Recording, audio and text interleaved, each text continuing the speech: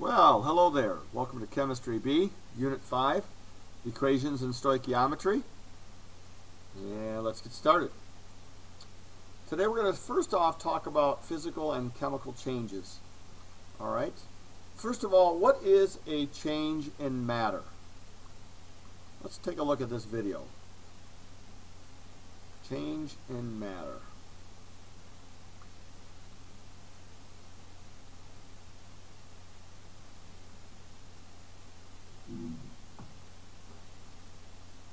Let's continue talking about matter. And so remember again that the law of the conservation of matter is that matter is neither created nor destroyed. So let's kind of discuss some of the changes that can occur in matter. So the changes can be classified either as physical changes or as chemical changes.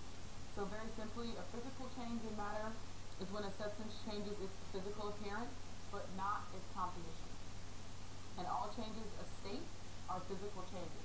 Remember, changes of state, I'm talking about whether something is a gas, a solid, or a liquid. So an example of a physical change would be the evaporation of water, where you have water going from being a liquid to being a gas, right? So the state has changed, the way that it looks more or less has changed, but it's still composed of water molecules. Then on the other hand, you can have a chemical change, which is in essence a chemical reaction. So that's when your substance is transformed into a chemically different substance. And a good example of that is plants using carbon dioxide and water to form the sugar glucose. And that is changes in matter. Okay, so a physical change is where properties of the material change, but the what? What's that supposed to mean? But what the material is made of does not change. Okay? Properties of material change, but what the material is made of does not change. Example, melting something, boiling something, freezing, or condensing. All right? And a chemical change is change that produces matter with a different makeup other than the original matter.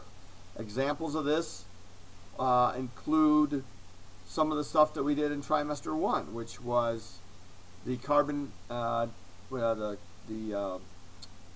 copper nitrate mixing with the sodium hydroxide, making the metal shape, the solid. All right. So atoms will separate, rearrange, and form something new in a chemical change. The key here is to remember that no new atoms are formed or no atoms are lost. So here's our example. Aluminum will combine with oxygen to produce aluminum oxide. Al plus O2 will produce aluminum oxide. Notice hydrogen doesn't show up. Notice there's no loss of aluminum.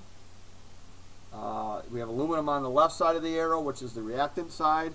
We have aluminum on the right side of the arrow, which is the product side. We have oxygen on the left side of the arrow, and we have oxygen on the right side of the arrow. Okay? Now there are some clues to chemical changes. All right? We talked about this in the evidence for a chemical reaction lab that we did at the end of trimester number 1. The transfer of energy is a clue to a chemical change. That would be like something getting cooler or something getting warmer as a result of a reaction. Changes in color, the production of a gas. You guys as students call that production of bubbles, but remember it's science, it's called a gas. And the formation of a precipitate, a solid that forms and settles out of a liquid mixture, which is exactly what happened in the lab that we just did at the end of trimester 1, dealing with the copper nitrate and sodium hydroxide, I believe. Okay? Now a nuclear change, let's watch this on nuclear change.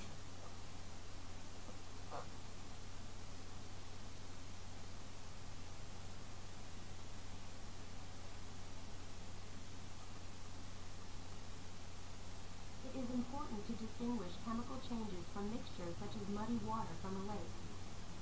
A chemical change alters the chemical composition of a substance. A mixture combines substances but does not change them chemically.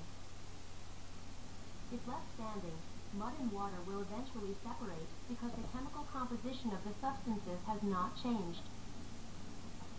Physical and chemical changes do not change the atomic structure of matter. However, a nuclear change does. Nuclear changes occur in the nuclei of atoms. There are three kinds of nuclear change: fusion, fission, and nuclear decay. Fusion joins multiple nuclei to form new atoms. Two hydrogen nuclei fuse in the sun to become an atom of helium. The process also creates heat and light. Fission is the dividing of nuclei into smaller nuclei. This process generates an enormous amount of energy, releases neutrons, and creates new elements. Fission reactions can generate electricity in nuclear power plants. Fission and fusion produce the catastrophic power of atomic weapons. Nuclear decay is a change in which unstable nuclei emit particles to become stable.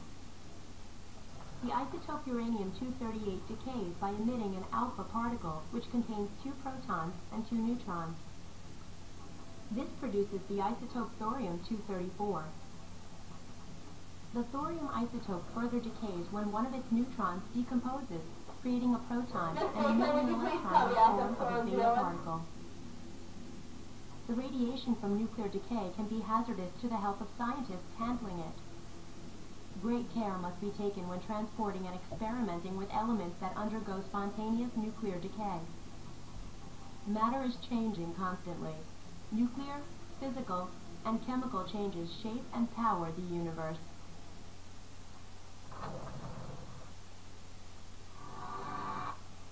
Alright, so nuclear change is the nuclei of unstable isotopes gaining stability by undergoing changes. This is the only type of change in which matter is destroyed or changed into something totally new. Example, the combining of 4 hydrogen nuclei forms the helium in the sun. Alright, so nuclear energy, the nuclei of unstable isotopes gaining stability by undergoing changes, and that happens in the sun by the combining of those 4 hydrogen nuclei. So let's talk about chemical equations and reactions. Now, chemical reactions will take place when one or more substances change into one or more new substance. We can show what is involved by using chemical equations. Okay, this is kind of like a recipe that cooks use when they're making something. You've got a little bit of this, a little bit of that, a little bit of that, combine it together, do this with it, and bam, you've got cake, for example. All right, so there are parts of the equation. We've talked about them. This is a little bit of a review. Reactants are the substances at the beginning of the reaction. The arrow in the chemical equation actually means yields or produces. And then, of course, what is made is called the products.